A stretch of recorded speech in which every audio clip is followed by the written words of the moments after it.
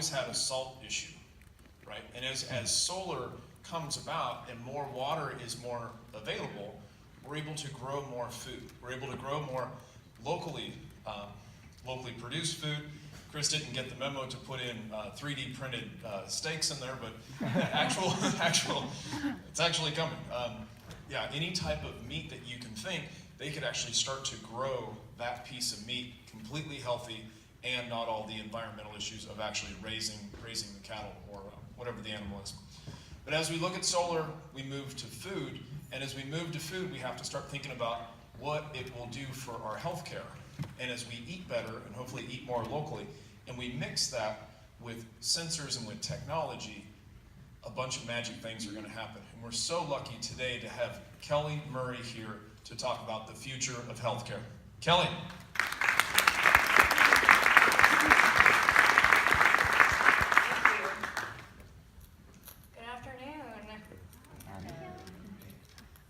I'm going to tell you a story about two different people. And I want you to meet these people. The first is Mark. He was a vibrant kid, active, rambunctious, ended up in the emergency room, emergency appendectomy. No big deal, right? Parents think, oh, it's an appendix. He's safe, it's all good. It wasn't good. His physicians recognized early on that something was off with him. It turns out, after genetic testing, that he has Alport syndrome, a genetic disorder that's passed from mother to son, and it causes full renal failure. For those of you that don't know renal, that means kidney. Mark went through a lifetime of strokes, seizures, high blood pressure. He even had brain tumors. He had his kidneys removed. He went on dialysis. He was on it 6 hours a day, 4 days a week. Very painful. He finally got his first kidney transplant. It failed. He had a stroke so bad he lost his vision. It came back, thankfully. And then he went deaf. Now for Mark, the only thing he wanted to be was a pilot. And when he lost his hearing, the dream of being able to be a pilot vanished. The picture that you see of Mark is of him after a second kidney transplant. The combination of new science and technology and procedures all collided together. And this is Mark today. He's 40 years old. He was expected to probably not live past 18. His uncle died at 18 from the same disease. Mark is a shining example of what health innovation looks like when it's done right. And interestingly enough, he builds flight simulators to train pilots. So he knows how to take off a 747 and he knows how to land one in the craziest conditions. So although he'll never put a plane in the air, he teaches other people how to. The next person I want you to meet is Brennan. Brennan is the epitome of health. She's young, she's vibrant, she's super smart, she takes care of her body. An uneventful life until she moved into her early 20s. And then something wasn't right. And she didn't know what wasn't right, she just knew she didn't feel right. So she did what most of us do and went to the doctor. And the doctor did what doctors do, talked to her, ran labs. Labs all came back normal. She said, I think it's something to do with my heart. They put her on a Holter monitor for 24 hours. Normal. We think you're anxious. We think you might be depressed. So we're going to give you a cocktail of pharmaceutical drugs, and we'll see if that helps you. She decided she wasn't going to take the medications because she felt that wasn't the problem. The picture that you see of Brenna is a selfie and we all do it, right? We all take selfies. I don't think that we ever think about taking a selfie and having it be used at our funeral. Because this is Brennan today. She died in her sleep on Thanksgiving morning from an undetected heart arrhythmia and acute organ failure.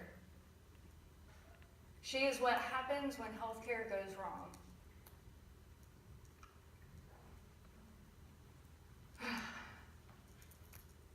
I'm Mark and Brenna's big sister. I walked those paths with both of them. And the even more ironic thing about it is that I've been in healthcare performance improvement for 20 years. I worked at a local hospital system. I worked for a supplier. I knew all the problems with healthcare, and there was nothing I could do to help my sister. That's a hyper-personal, first time I've ever told that story in front of an audience. So deeply local, deeply personal, but let's go bigger. Many of you know that the US is not doing that great when it comes to cost and quality in healthcare. It's in the media. But out of 11 developed countries, countries like us, we rank worst in healthcare performance and cost and quality. And as a state,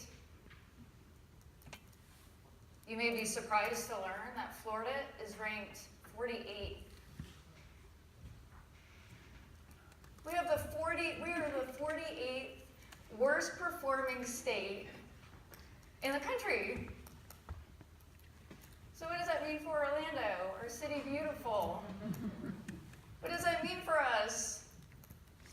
Well, out of 306 regional cities measured on healthcare performance, Orlando ranks, give me some numbers. Where do you think we rank out of 306?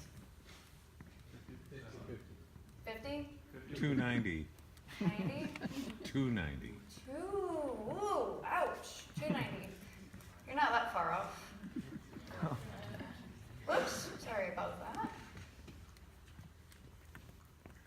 My crazy clicker here. We're ranked 250. It's sad. But doesn't it boggle your mind? We live here, we work here, we play here, we get sick here, we want to get well here. Why are we so bad? And it really just starts with something that's so simple, and it's fear. And in healthcare, there is tons of fear. Patients are not only afraid of whatever might be ailing them, but hospitals and payers, doctors have a fear of causing harm. There's a fear of competition. There's a fear of disruption. There's a fear of breaking our reputation in some way. There's a fear of getting sued. What does this fear cause? It causes friction. And what's friction? Well, friction is what you feel when you're sitting in a doctor's office and you're waiting 45 minutes to be seen. Friction is when you don't know what's covered and not covered because you don't understand your insurance policy. Friction is when you have to go to your doctor's office to have a conversation, and then you have to go to the lab, have your blood drawn, and then you got to drive to the pharmacy and pick up your vitamins and medicine. Friction. The rise of the internet has changed things about friction. And the first thing that it did is that it opened up the opportunity for people to get knowledge. Dr. Google is a real, legit thing. But why? Why is it that people are turning to the internet? It's because we're curious. We want to know. We want to find people like us. If we have an ailment, we go to the internet. When we shop, we go to the internet. When we want to learn more, that's where we go. And doctors hate it. Do you know why? Because the information out there is crazy wrong, and it's crazy right too. But as a patient, we can't discern between what information is right and what information is wrong. And when we turn to the internet, we're turning to resources because we want to learn and because we kind of maybe don't trust what we're hearing. Because physicians don't trust hospitals, hospitals don't trust insurance payers, patients don't trust any of them. It's friction. So what are some of the catalysts, the exciting catalysts for change? And I love this stuff. Over here you have tech-enabled experiences. Augmented reality, virtual reality are creating new ways for us to experience how we learn, like in medical schools. 3D printing, robotics. If you guys haven't been to the Florida Hospital Nicholson Center to see the Mazer robots, they're remote controlled by the surgeon, and it's mind-boggling, right? To think that you would have robots working inside you while you're unconscious on a table, completely vulnerable. But the accuracy and precision of robotics, not having a surgeon's shaky hand nick an artery, the precision is what's behind these tech-enabled experiences. The next big thing is intelligent and actionable data. Data, data, data.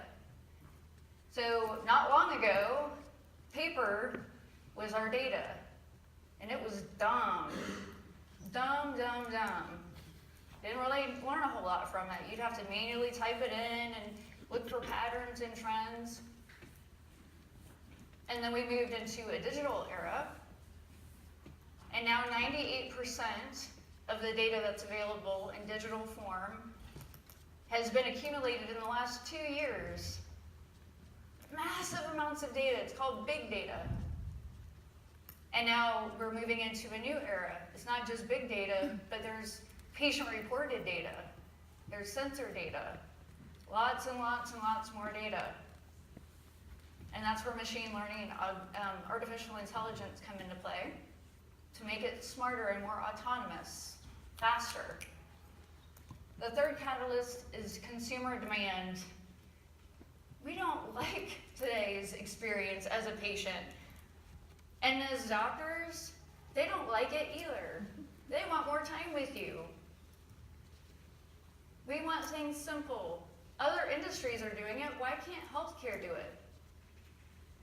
These three things that are driving new business models, they're reshaping the legislative and policy landscape, even though it takes a long time. But it's all because everything is consumer focused. And those big companies like Amazon and Netflix and Tinder, they're changing our expectations. We expect it to be efficient and safe and affordable and peer-reviewed. It's a new norm.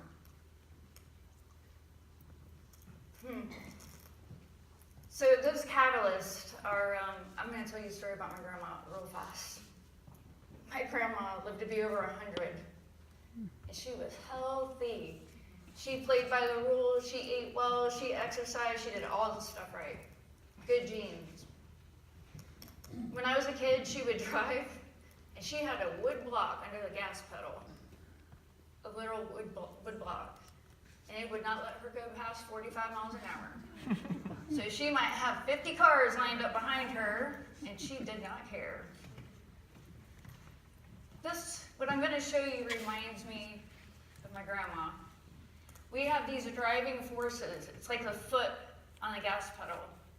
Tech, startups, consumer demand, a doctor shortage. It's very real. These are driving forces. That's the brick, the wood block. And there's the pedal. Patients and clinicians sandwiched right in the middle. The good news is that we have momentum. And where there's momentum, there's opportunity. When these things really start to collide, this is what the future of healthcare looks like. A connected, empowered patient. And when you're connected to your provider on your own terms, in the comfort of your home, and you have more data about your situation, you become empowered. You become accountable. You can answer some of these questions for yourself. Tech is the enabler. I saw this quote, and it moved me. I was reading an article with when the report came out about climate change. I don't know if you guys saw that or not, but there's a journalist who wrote, the only kind of fights worth fighting are the ones that you're going to lose and lose and lose. Because someday, somebody who believes like you do is going to win. And I thought it was so appropriate for healthcare because my sister was one of the losers.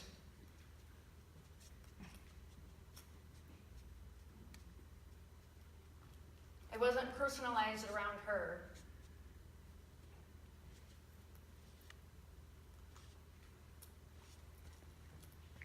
Community health, it belongs to all of us, right? So I'm going to ask you, how is Orlando better because you are here? How is Orlando, or your community, better because you're in it? And it seems like healthcare is such a mammoth, and it is. It is a big mammoth. But we each have our role. And maybe your role is the mom who teaches about hydroponic gardening to their 5-year-old. You're teaching food choices. Maybe you have a neighbor who is isolated and lonely, and you just go check on them and say hi. Maybe you are the entrepreneur who has a solution to a big problem. My role is as a mom. I have a 6-year-old daughter, and she will not go through the same healthcare experience my sister did. My team and I built a community called Health Innovators. And we bring people together, leaders, startups, entrepreneurs, the bright minds and talents here, to collectively find ways to collaborate so that we can scale our impact on human health. Orlando should not be ranked 250th. We deserve better. And what you do today, you're either the block or you're the foot. And if you want to know what your role could be and you don't know, come ask me. Thank you.